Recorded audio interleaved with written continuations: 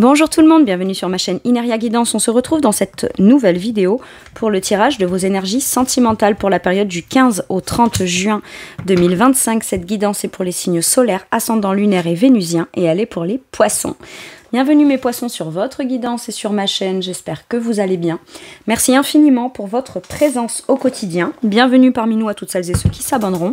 Et en description sous cette guidance, je vous mets tous les tarots et oracles que j'utilise, ainsi que mon lien pour celles et ceux qui souhaiteraient réserver une guidance privée avec moi. Mes poissons, gardent bien à l'esprit que ça reste une guidance générale qui ne peut pas parler à tout le monde ou dans les moindres détails à la même intensité, pour les mêmes raisons et parfois même au même moment. Donc n'hésitez pas à aller voir vos autres signes pour un autre message ou un complément de message et pourquoi pas revenir un peu plus tard sur cette guidance puisque ce qui ne vous parle pas tout de suite pourrait vous parler un petit peu plus tard. Le Light Years Tarot sera la base de mes deux premières colonnes de mon point de vue. La première colonne vous représente vous dans votre situation sentimentale. La deuxième colonne représente la personne en face de vous, qui peut être la personne avec qui vous êtes en couple depuis plus ou moins longtemps, ou que vous venez de rencontrer, à qui vous pensez, enfin voilà, s'il y a quelqu'un. Et puis pour celles et ceux qui n'ont personne, ça pourrait représenter les énergies de la nouvelle personne qui rentre dans votre vie, ou ce qui se passe dans sa vie actuellement. Les énergies peuvent être inversées, vous pourriez vous retrouver plus dans la deuxième colonne que dans la première, la personne en face de vous plus dans la première que dans la deuxième, mais ça c'est à vous de savoir où vous vous positionnez en fonction de ce que vous vivez et de si ça vous parle évidemment. Allez, on y va, c'est parti pour mes poissons s'il vous plaît, sentimental. Ok, waouh, les amoureux. Wow, alors attendez, il y a un des signes, je sais plus c'est lequel, qui a eu la même au même endroit. Bon. Les amoureux, donc on nous parle soit d'une rencontre forte, soit d'un choix important qu'on fait pour sa vie sentimentale. Mais on fait un vrai choix d'engagement. Ça peut être par exemple, j'ai pas envie de faire trop d'efforts en tant que célibataire pour aller rencontrer quelqu'un. Et ben là par exemple ça peut être je fais le choix mais à condition de continuer à persévérer à vouloir rencontrer quelqu'un, parler avec différentes personnes, sortir, etc. Et je fais un choix et je m'y tiens et je m'y engage de moi-même vis-à-vis de moi-même jusqu'à ce que je trouve la bonne personne pour moi. Comme ça l'histoire elle est réglée, on n'a plus à chercher, on n'a plus à s'épuiser, j'ai un truc comme ça. Maintenant ça peut être la conscientisation d'un lien fort qu'on a avec quelqu'un, un choix important qu'on fait, un choix d'engagement. C'est peut-être l'autre qui vous propose un engagement et vous faites le choix de vous engager avec lui ou avec elle. En tout cas, on nous parle d'une forte connexion. Là, la personne en face de mes poissons, s'il vous plaît. La personne en face de mes poissons, qu'est-ce qu'on a? Le 2 de denier, on a quelqu'un en face qui... Pareil, on est sur une énergie de choix aussi, puisqu'on est sur le 2 de denier, c'est... Ok, qu'est-ce que vous êtes en train de vivre? La personne en face peut-être a un choix à faire dans sa vie personnelle, professionnelle, ou est en train de déterminer un choix important pour la suite. C'est quelqu'un qui a peut-être beaucoup de priorités à gérer en ce moment, ou doit jongler entre plusieurs choses afin de trouver un équilibre. Mais le 2 de denier, le 2 de pentacle, c'est l'équilibriste du tarot. C'est celui qui réussit à, mine de rien, même si c'est inextrémiste, à retomber sur ses pattes, à réussir à jongler. Maintenant, j'ai l'impression que ça peut être vous qui proposez à l'autre un engagement et l'autre tire le pour et le contre, doit faire des choix concrets en pensant à la fois et à lui et à vous, et à lui et à elle, lui ou elle, ou ce que ça pourrait engendrer, mais visiblement on a l'air d'avoir le succès, la victoire et la reconnaissance. Donc c'est pas sans mal, c'est pas sans difficulté, mais là j'ai l'impression qu'on est reconnu à sa juste valeur. Ou alors vous, peut-être que vous identifiez la personne, j'ai peut-être quelqu'un qui passe sa vie à galérer là. 2 de pentacle, c'est quelqu'un qui passe sa vie à galérer, à jongler, à tout gérer par lui-même, par elle-même. Peut-être quelqu'un, admettons, célibataire, qui est seul, qui a des gosses, qui gère 1 ou 2 emplois en même temps, et qui en même temps jongle entre boulot, travail, maison, courses, gamins, les sorties, la famille, Enfin, vous voyez, il y a un truc comme ça. Et il y a besoin de trouver un équilibre, ou retrouver un équilibre, et j'ai l'impression que vous pourriez avoir envie d'être un soutien important pour cette personne-là. Pas pour venir supporter les galères, c'est pas ça, mais de dire, bah écoute, voilà, je choisis d'être la personne qui te propose de t'accompagner, de te soutenir, de faire avec toi dans le quotidien. Et j'ai l'impression que cette personne, elle pourrait... c'est pas hésiter, mais a tellement l'habitude de gérer les choses seule par lui-même ou par elle-même qu'elle vous fait bien comprendre qu'elle ne veut pas d'un sauveur ou d'une sauveuse, même si dans son quotidien, elle doit jongler parmi plusieurs priorités afin de trouver un équilibre. C'est quelqu'un qui est à la fois fort et vulnérable. C'est ça que je sens dans ce 2 de Pentacle. C'est à la fois, j'aimerais tellement pouvoir me poser ou me reposer sur quelqu'un, pas pour me délester de toutes mes tâches ou de mes responsabilités, mais juste parce que ça viendrait m'alléger quelque chose. Et en même temps, même si j'ai pas cette personne, je sais le faire. Et je le fais par moi-même, pour moi-même, puisque je le fais déjà. J'ai un truc comme ça. Ok ? Et c'est justement parce que on est face à quelqu'un qui aurait peut-être besoin d'être soutenu dans le quotidien, mais qui n'est pas en demande de ça, que justement on se dit elle est là ma personne qui mérite plus son soutien que quelqu'un qui gère déjà seul par lui-même et par elle-même et avec qui j'ai envie de m'engager. Bon, maintenant ça peut être aussi la personne en face de vous là, mes poissons, qui doit se positionner de façon concrète, hein, d'accord, par rapport à une proposition d'engagement, peut-être de mariage, d'union, ou je te propose une relation forte entre nous, c'est fort, et la personne en face peut être déstabilisée par une déclaration que vous lui faites. C'est aussi ça. Bon. Quel est votre challenge de ce côté ? Passez à l'action. Passez à l'action et... vous êtes quelqu'un, visiblement, de généreux et généreuse, qui faites beaucoup. Vous faites beaucoup pour les autres, pour créer un entourage sécuritaire, bienveillant, en sécurité émotionnelle, sécurité matérielle. Il y a quand même beaucoup d'abondance. Et là, il y a quand même besoin de passer à l'action dans comment vous percevez cette personne et comment vous positionnez vis-à-vis de cette personne.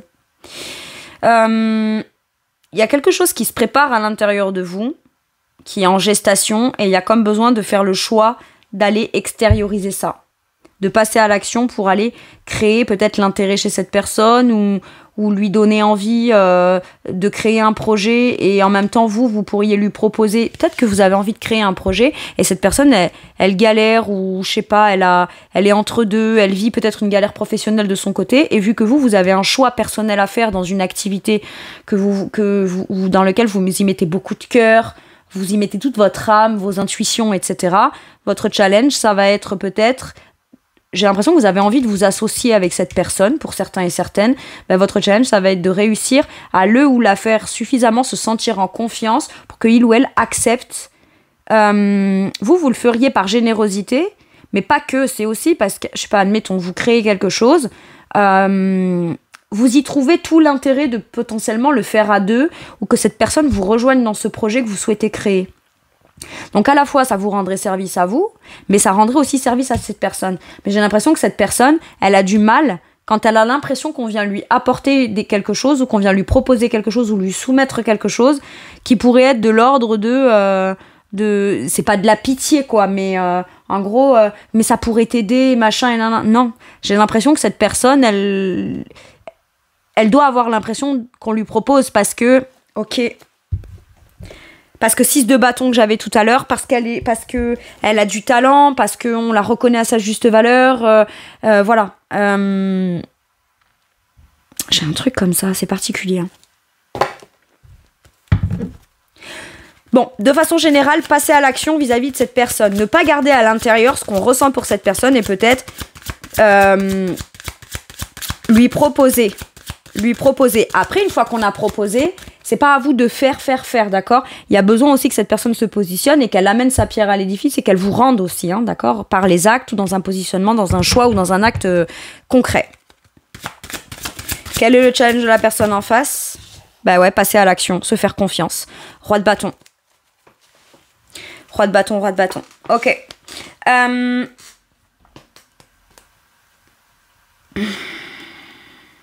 C'est quelqu'un qui a tellement l'habitude, j'ai l'impression, d'avoir la sensation de gérer et maîtriser et de prendre ses propres décisions, poser ses propres actions, tout gérer par lui-même ou par elle-même, que lorsqu'on lui propose quelque chose qui pourrait lui apporter quelque chose, plus que ce que il ou elle devra investir en énergie, cette personne a du mal à l'accepter, a du mal à le voir comme ça. Parce qu'elle a un peu l'impression peut-être de perdre de sa superbe ou de son libre arbitre et ça lui fait perdre confiance en lui ou en elle. Ok. Quel est votre atout, mes poissons ? Vous êtes très intelligent. Vous savez précisément avec sagesse comment amener votre argumentaire. Vous avez très bien compris à qui vous avez affaire en face. On a quelqu'un qui à la fois gère très bien les choses, mais le fait, 5 de denier, de façon plutôt seule, de manière parfois difficile, ça peut être fatigant un peu pour cette personne. Et vous, de manière très intuitive et par expérience, vous avez très bien compris à qui vous avez affaire en face. Quelqu'un d'à la fois très autonome, très indépendant dans sa façon de faire, dans sa façon de choisir. C'est-à-dire que si vous proposez quelque chose à cette personne, mais que vous lui amenez avec l'énergie de « c'est toi au final qui aura pas comme le... » Attention, je suis pas en train de dire que vous devez proposer quelque chose à cette personne et que votre bonheur, votre bien-être, etc. dépendra de sa réponse. On est bien d'accord que c'est pas ça.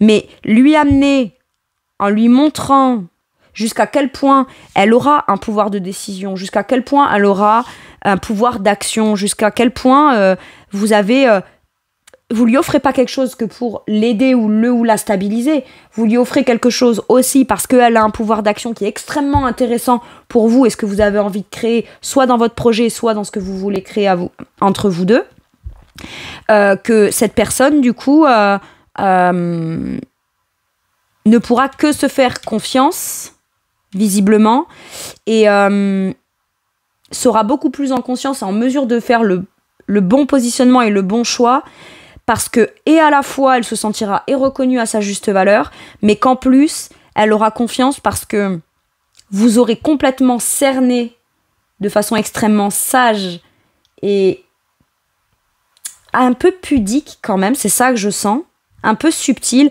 vous avez très bien cerné cette personne. Et sans même le lui dire, j'ai bien compris que tu veux pas qu'on fasse pour toi, que tu veux pas qu'on vienne ci, que là, que machin.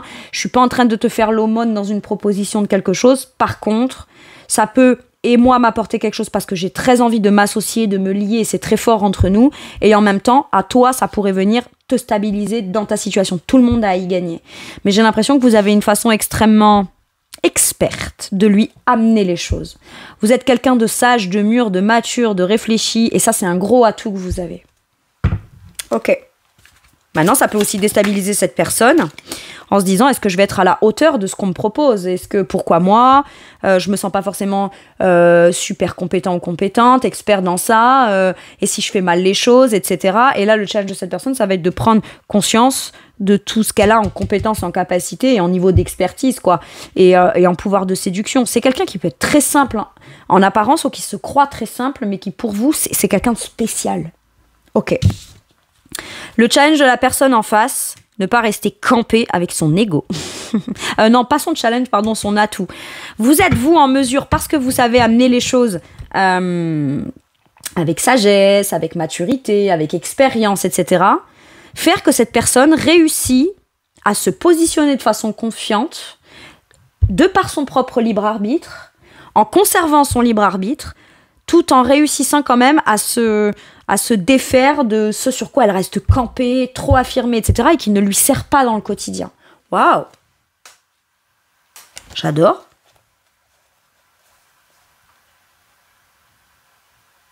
Parce que là, cette carte, le rebelle dans ce tarot-là, c'est l'empereur. Mais il est à l'envers. Donc c'est à un moment donné, je prends conscience aussi que je mérite peut-être mieux que ce que j'ai. Ou mieux que ce que j'ai vécu jusqu'à maintenant. Ou que ce que je suis en train de vivre là, c'est pas le mieux qui m'attend. Et si pour ça, je dois m'en remettre à la proposition de l'autre, à la sagesse de l'autre, à ce que l'autre voudrait créer avec moi et quand même a fait l'effort d'aller extérioriser, et c'est challengeant pour lui ou pour elle de me faire une proposition ou de vouloir s'engager avec moi, si ça me déstabilise, c'est que quelque part ça m'intéresse. La capacité de ne pas rester campé sur un ego trop ferme et trop affirmé, c'est ça l'atout de cette personne. C'est que cette personne, elle peut sur le coup être déstabilisée et pas trop savoir comment faire, pas trop savoir... C'est quelqu'un qui a peut-être du mal à recevoir. qui a tendance à être dispo dans plein de trucs, donner dans plein de trucs, mais elle a du mal à recevoir. Et j'ai l'impression que vous, avec toute votre sagesse et votre compréhension intuitive, vous êtes capable de percevoir que si vous voulez donner à cette personne, c'est pas en arrivant directement avec le truc à lui donner. Vous savez qu'elle aura du mal à l'accepter. Peut-être. Alors qu'en l'amenant d'une certaine façon, en lui faisant comprendre tous les tenants et les aboutissants, en disant « réfléchis au moins à ma proposition ». Si je te propose ça, c'est pas pour rien.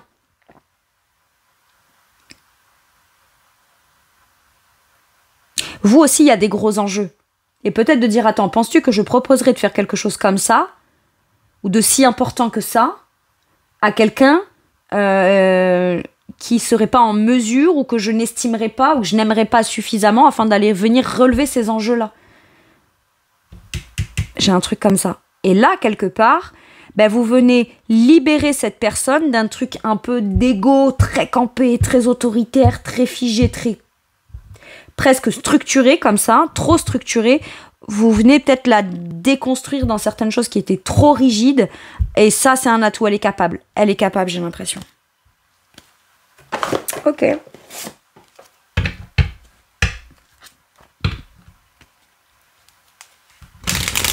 C'est pas que cette personne, elle ne fonctionne que sous ses propres actes, ses propres choix, ses propres décisions, je compte que sur moi-même, par moi-même, etc. Mais c'est juste que parfois, il y a des conditions qui font que on est habitué à vivre comme ça, ou depuis un certain temps, on vit comme ça. Et c'est difficile de se dire que c'est possible de vivre différemment. Et ça demande de devoir renoncer à l'idée qu'on peut compter que sur soi. J'ai un truc comme ça. Ok. Quelle est, maintenant que j'ai vu vous et l'autre, la situation? On nous parle d'entreprise. Ouais. Parce qu'on ne veut pas entreprendre un projet, construire quelque chose avec la personne. Il y a besoin de communiquer sur un projet qu'on aimerait construire avec l'autre. Est-ce que vous travaillez avec cette personne? Si vous ne vous connaissez pas là, mais célibataire, ça peut être quelqu'un qui est en train de vivre une déstabilisation professionnelle, en train entre deux boulots, qui cherche un emploi, qui est déstabilisé dans son professionnel, son emploi, et parce qu'elle se positionne dans un boulot, d'accord? Bon, peut-être qu'elle hésite à saisir le boulot où là, vous allez peut-être vous rencontrer au travail, ou vous êtes rencontrés au travail. Et c'est quelqu'un qui a peut-être soit accepté le poste qui était peut-être en dessous de ses compétences et ses capacités en termes de responsabilité ou capacité de... Mais je veux dire, voilà, il n'y avait peut-être pas le poste à responsabilité dont elle est capable et compétente. Donc, elle a peut-être accepté un poste, entre guillemets, inférieur à ce qu'elle aurait aimé ou ce qu'elle aurait choisi ou quoi. Il y a un truc comme ça. Et au final, j'ai comme l'impression que cette personne, peut-être à un moment donné, elle s'est remise en question. Mais pourquoi j'ai accepté un poste où je suis pas moi entreprenante, plutôt indépendante, ou c'est moi qui dirige un peu, ou c'est moi qui... peut-être parce qu'en fait, elle a senti qu'il y avait peut-être un destin amoureux et vous vous êtes rencontrés comme ça. Ou alors, on vous dit, cette personne est en train d'hésiter. Il y a un poste là où vous bossez vous, il y a un poste qui est en train de se libérer. Ça parlera pas à tout le monde, mais je vous le dis, voilà, si vous vous rencontrez dans le cadre du travail... Et cette personne est en train d'hésiter à prendre le poste qui s'est libéré là où vous bossez vous. Après, ça peut être vous, vous pouvez très bien inverser. Pourquoi? Parce que le poste qui est proposé est peut-être en dessous de ce que cette personne a l'habitude d'avoir en charge de responsabilité. Ok? Mais bon, si vous vous rencontrez, c'est que visiblement, elle a l'air de l'accepter, ce poste.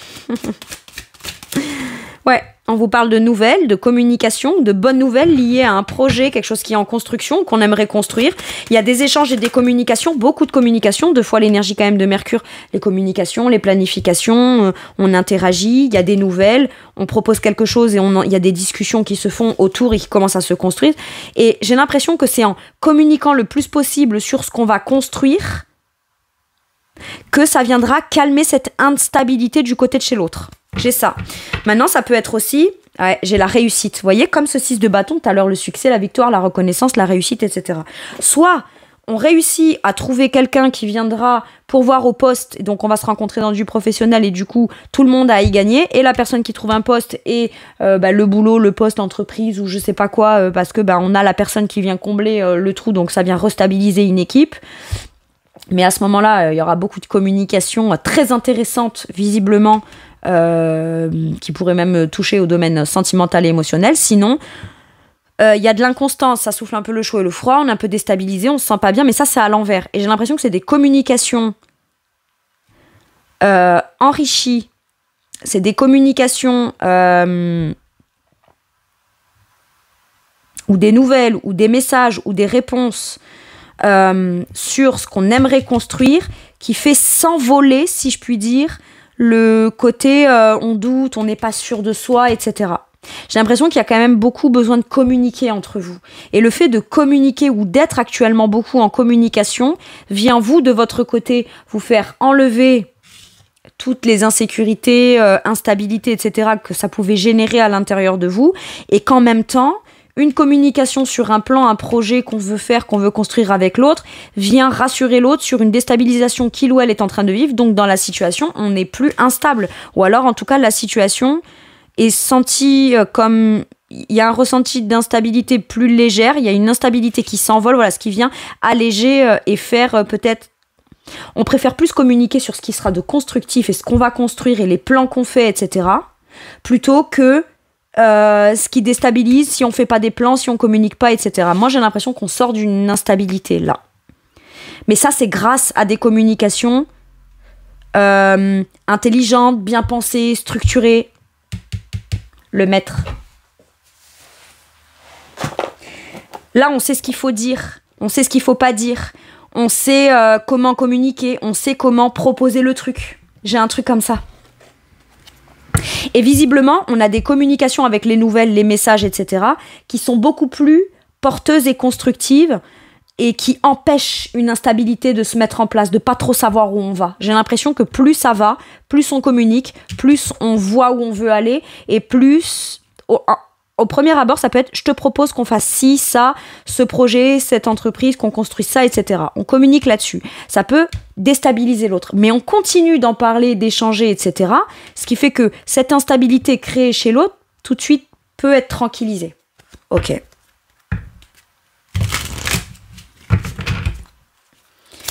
Allez. On a l'étoile, on nous parle d'une protection, cadeau, espoir, vœu exaucé. Ça peut nous parler aussi, on souhaite quelque chose. On souhaite quelque chose avec l'autre. J'ai une étoile là, une étoile là. On aimerait avoir une réponse positive. On espère une réponse positive de l'autre. À la suite d'une proposition, d'engagement, de choix, de partenariat, de déclaration. On espère un changement radical. On espère qu'une instabilité s'arrête définitivement pour qu'enfin on puisse naître ou renaître dans quelque part. Et regardez-moi ça, j'ai le hiérophante avec le pape, l'engagement, la signature, le contrat, la sagesse, les bons principes, bonnes valeurs. C'est-à-dire qu'on part sur le papier, on part de base, de principes, de valeurs stables, ancrés, sages. On y croit. On a la foi dans quelque chose, là.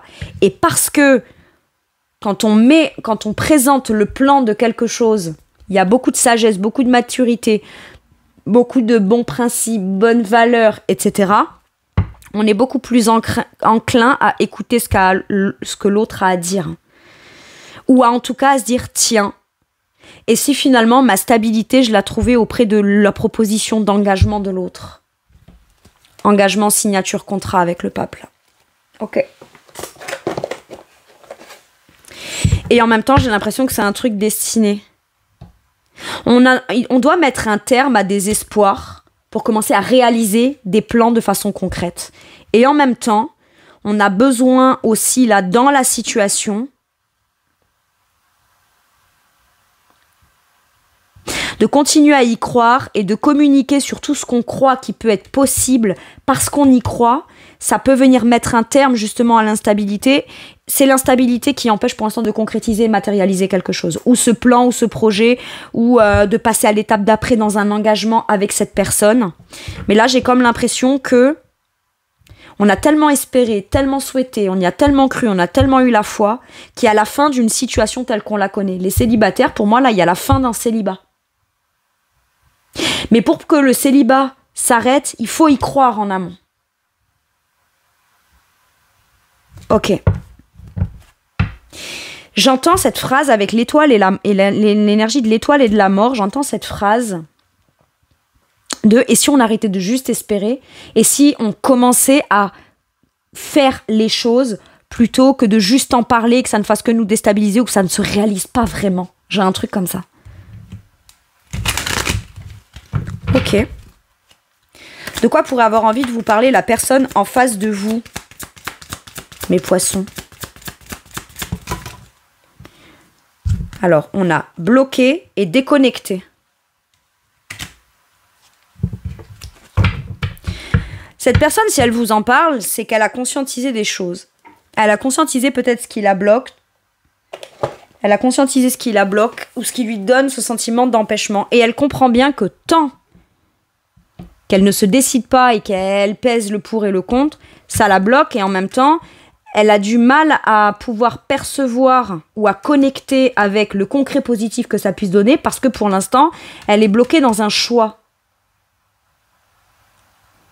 Et je pense que cette personne, elle pourrait vous parler à la fois et de ce qu'elle ne comprend pas, et de ce qu'elle percute pas, et de ce qu'elle pige pas dans ce que vous lui proposez. Alors attention, peut-être que vous, à percevoir cette personne comme je vais pas y aller de façon trop frontale, je vais y aller peut-être de façon trop subtile, et à ce moment-là, cette personne, elle peut ne pas comprendre ce que vous êtes en train de lui proposer, ou pourquoi vous lui proposez. Et si elle ne percute pas, ou qu'elle n'arrive pas à tout de suite capter ce que vous êtes en train de lui proposer ou de lui dire ou quoi, j'ai l'impression quand même vous y allez à pas de velours, hein, d'accord, mais en même temps vous avez le savoir-faire. J'ai l'impression que vous savez précisément comment vous adresser à cette personne et à quel rythme, etc. Bon, et je trouve ça extrêmement altruiste et très bienveillant de votre part de faire ça ou d'être comme ça parce que c'est cette personne, c'est particulier, ok.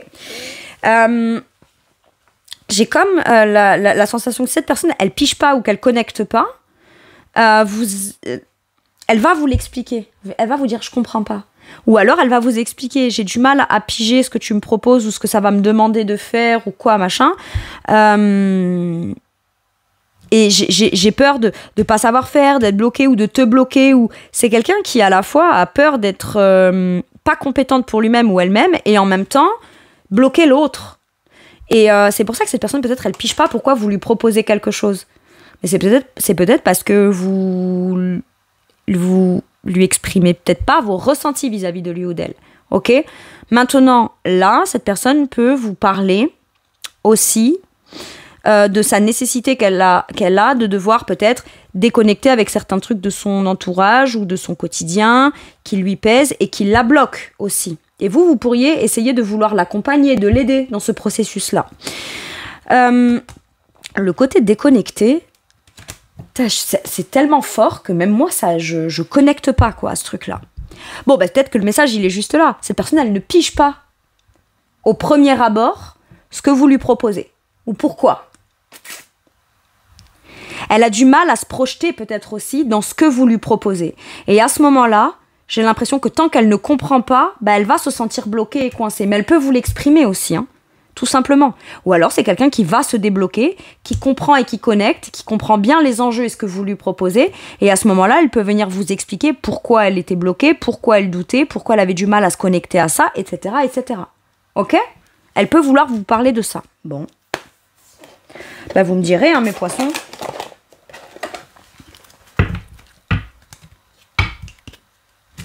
Sur quoi ça vous fait travailler à vous de manière forte cette relation ou votre situation sentimentale? Le contrôle inconscient, mais elle est sortie à l'envers.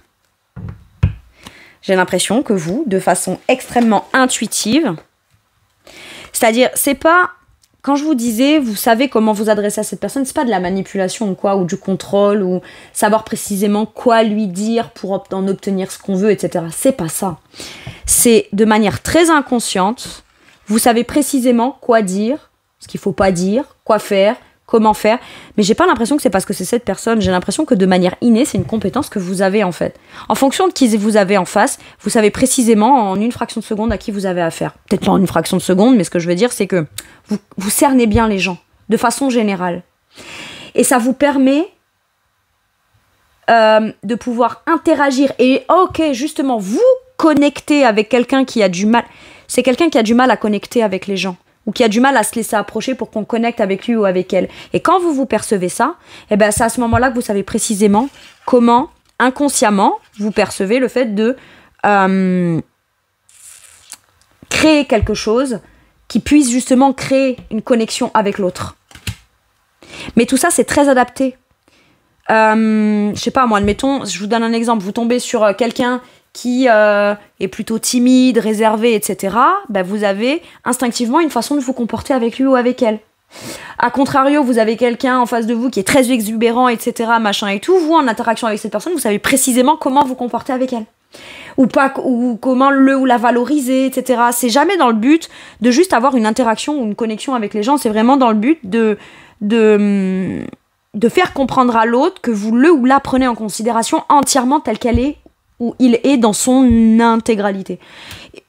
Je sais, c'est particulier. C'est particulier, mais j'aime beaucoup. Et vous, quelque part, ce qu'on vous dit, c'est que, ok, vous avez des compétences et des capacités. Vous vous dites, tant que j'agis pas, je contrôle ce qui se passe. Quand j'agis, quand je choisis, je contrôle ce qui se passe. Non, c'est peut-être quand j'agis ou quand je cherche. C'est peut-être pour ça qu'on vous dit, passe à l'action. C'est ton challenge. Que tu contrôles ou pas cette personne, que tu réussis à le ou la rassurer ou pas, quoi qu'il arrive, toi, t'as bien compris ce qui pouvait poser problème et ce qui pouvait bloquer. Donc, ne cherche pas à faire ou pas faire en fonction de la personne. Fais avec la personne, mais en fonction plutôt de qui elle est ou ce qui pourrait la déranger. Parce que ça, t'es capable de le percevoir de façon instinctive. C'est ça. Ok. Très intuitif, mes poissons. Très, très, très intuitif. C'est beau, hein? C'est beau parce que vous ne vous voyez pas comme quelqu'un qui va vivre une relation avec quelqu'un pour forcément en retirer quelque chose où vous vous sentir aimé, etc. Ça, je pense que ça, vous y croyez, vous avez foi en ça. Mais vous êtes plutôt de quelle façon, moi, je vais pouvoir être avec la personne, la soutenir, l'accompagner, m'engager, etc. Vous êtes dans le don de vous. Vous êtes un accompagnant. Vous êtes un quelqu'un sur qui on peut compter. Vous avez envie d'être un partenaire idéal pour l'autre. Ok. Bon, c'est pas en sacrifiant tout, c'est pas en reniant pleinement qui vous êtes, ni en plaçant vos limites, etc. Mais ça, je pense que vous êtes au-delà de ça. Ça, vous le savez. On parle même pas de ça, là, en fait, finalement, parce que j'ai l'impression que ça, vous en avez conscience. Ok. Bah, c'est-à-dire que, à partir du moment où vous avez envie d'être un bon accompagnant, accompagnante, compagnon, compagne ou engagé avec quelqu'un, c'est parce que justement vous savez à qui vous avez affaire. La question, elle se pose même pas de placer vos limites, vos besoins, vos trucs, machin et tout. Elle se pose même pas parce que de manière naturelle, vous ne le feriez pas avec quelqu'un qui viendrait vous challenger là-dedans, en fait, ou qui viendrait comme repousser les limites de ça ou vous faire vous sentir pas bien par rapport à ça. Instinctivement, vous savez avec qui vous le faites, en fait. D'accord, j'aime bien. Vous êtes des sages, mes poissons. Allez, un dernier message ou un dernier conseil, le 4 de denier. Moi, j'ai l'impression que vous avez envie. Vous savez avec qui. Alors, aujourd'hui, vous avez peut-être une manière un peu extrême de donner et de recevoir. Vous pourriez avoir tendance à tout donner à quelqu'un que vous aimez, comme ne rien donner si vous n'aimez pas. Mais pourquoi? Parce que tout de suite, vous savez à qui vous avez affaire. Moi, j'ai quand même l'impression que cette personne vous donne de nouveau envie de un peu sortir de votre zone de confort. De sortir de ce qui vous sécurise. Parce que vous avez bien conscience que c'est pas que vous que ça insécurise, c'est aussi cette personne. Mais j'ai l'impression que vous avez envie d'être généreux ou généreuse avec lui ou avec elle. Mais c'est pas par charité. C'est parce que vous avez, vous, quelque chose à en retirer. Parce que sur un 4 de denier, c'est moi, je suis stable. Mais je suis tellement accrochée dans ma stabilité, c'est fermé, c'est comme ça, c'est carré. Il n'y a rien qui peut en sortir, mais il n'y a rien qui peut rentrer. Si j'ouvre, oui, je vais donner un peu de ma générosité. Oui, je vais prendre ce risque. Oui, ça va venir me challenger dans ma zone de confort. Je dois sortir de cette zone de confort-là. Mais je vais pouvoir en recevoir aussi. C'est ça. Allez, 4 de denier. Créer... Non, alors, vous voyez, j'ai dit créer ses ressources avec sagesse, alors qu'en vrai, c'est gérer. Mais bon, je me mens. Peut-être vous qui allez créer quelque chose qui sera beaucoup plus sécuritaire pour vous, pour l'autre, pour tous les deux. Ok, j'ai l'impression que tout le monde a gagné dans une certaine forme de sécurité concrète au quotidien là-dedans. Donc gérer ses ressources avec sagesse, façon extrême de donner et de recevoir, de l'argent, du temps ou des émotions. Décision intelligente dans les affaires. Voir les choses tout en noir ou en blanc. Être charitable. Ouais, c'est ça, c'est pas de la pitié. C'est de la charité. Mais on fait pas de la charité par pitié, on fait de la charité parce qu'on sait que émotionnellement, on est tombé sur quelqu'un qui le mérite. J'adore. Bah écoutez, mes poissons, vous me direz comment ça résonne. Il était un peu différent et particulier ce message. Orienté d'une façon un peu pas habituelle. C'est ça que j'ai envie de dire. Je vous fais tout plein de gros bisous. Prenez bien soin de vous et à bientôt pour une nouvelle guidance. Merci, au revoir.